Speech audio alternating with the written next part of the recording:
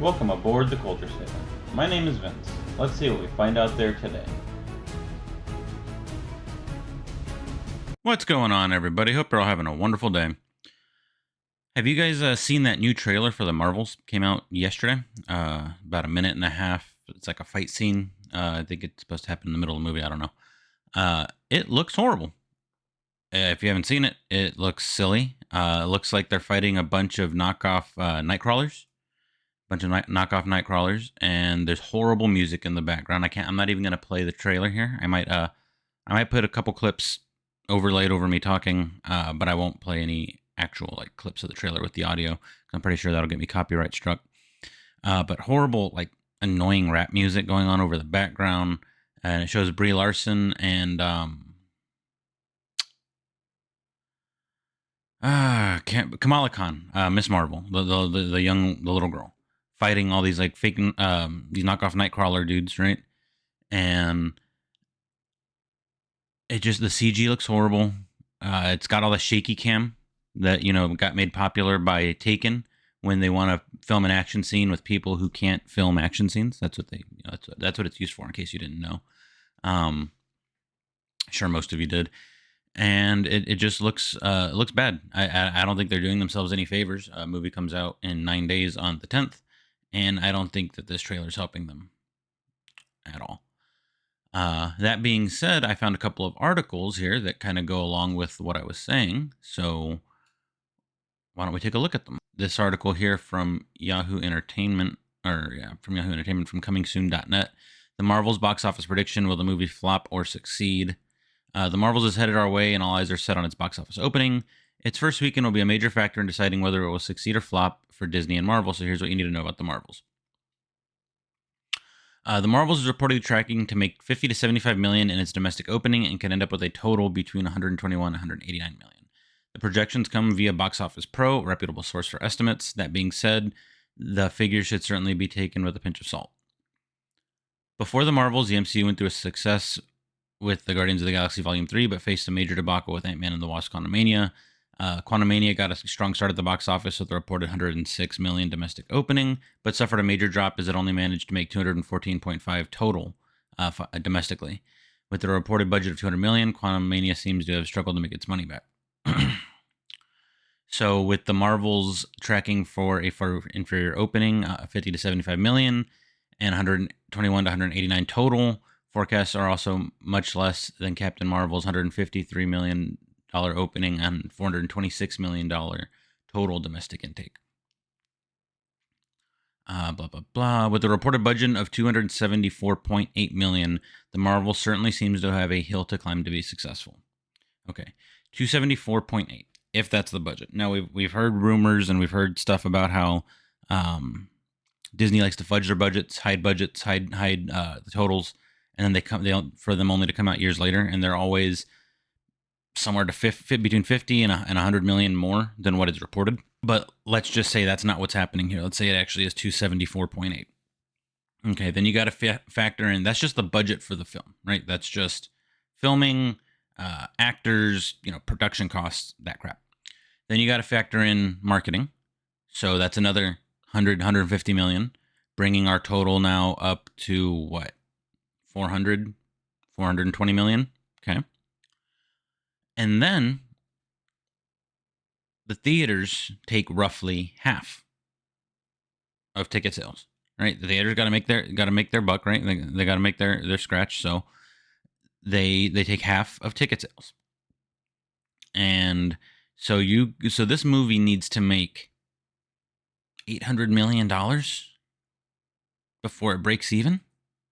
$800 million. What do you think the chances are of a Brie Larson led Captain Marvel 2, not called Captain Marvel 2 anywhere except China? They call it Captain Marvel 2 in China, but here it's the Marvels.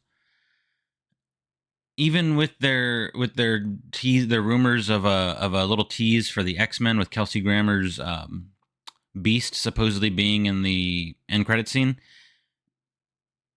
I don't think it's going to make $800 million. I think it'll be lucky to make $400 million worldwide. That's my prediction. $400 million. Mark it down right here. November 1st, $400 million is what I predict they're going to make worldwide.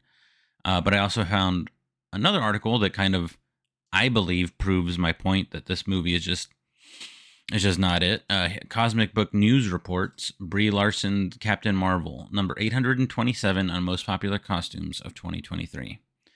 As if Disney, Kevin Feige, and the MCU needed any more evidence that Brie Larson's Captain Marvel isn't popular, the character headlining a movie in less than 2 weeks is missing from the most popular Halloween costumes of 2023.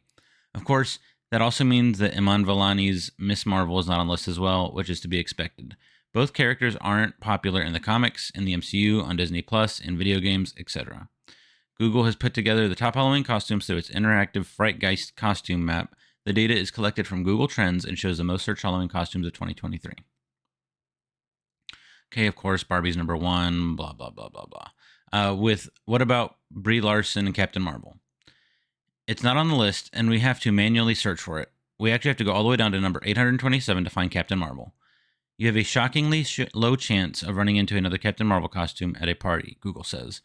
Frightgeist also shows the location that a Captain Marvel Halloween costume is the most searched, which includes Springfield, Missouri, Richmond, Petersburg, Virginia, Nashville, Tennessee, Boston, Massachusetts, Manchester, New Hampshire, followed by Washington, D.C. Miss Marvel, the Halloween costume search results reveal 0.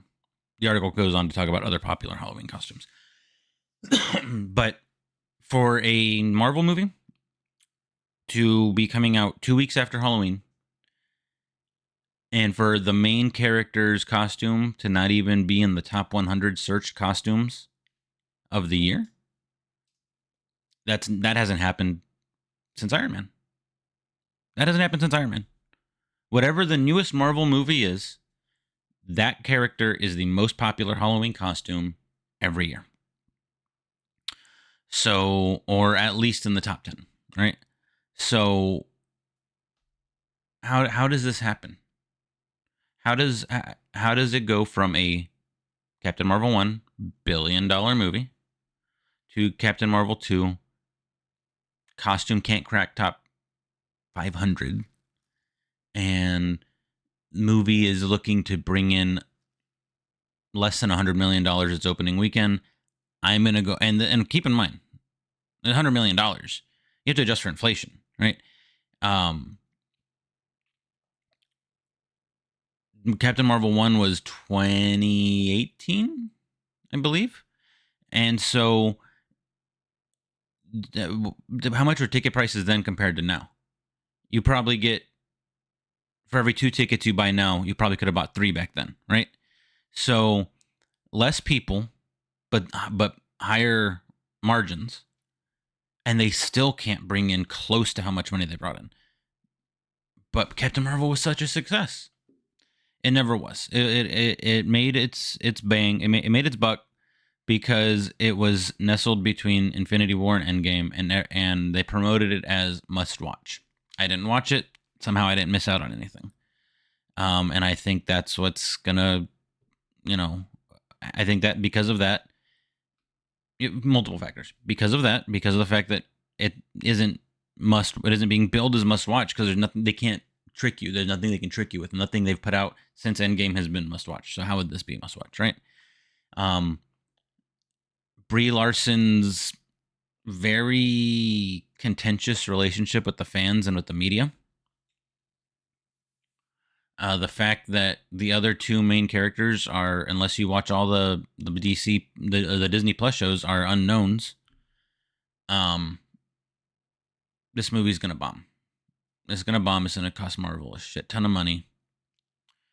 And you just wonder how many more of these bombs they can put out before heads start to finally roll at the top. Not the middle management guys, not the lower guys, but until the Kevin Feige's, the Kathleen Kennedy level, at Star Wars. I know it's Star Wars. I know, totally different, but not really. We are different people. We speak different languages. Huh? We have different faces, but inside, we are same, but different, but still same. Right? Not really. But how much longer till heads roll and these people get fired and replaced by competent people who can either manage the stuff, or before Disney just sells it because they can't do it. Disney is a girls brand primarily, you know, princesses and all that stuff, and kids, little kids and girls. That's Disney's primary, demographic for its entirety, until they decided to branch out and try and buy boys brands like Marvel and Star Wars, and they just ruined them because they turned them into girls brands, right?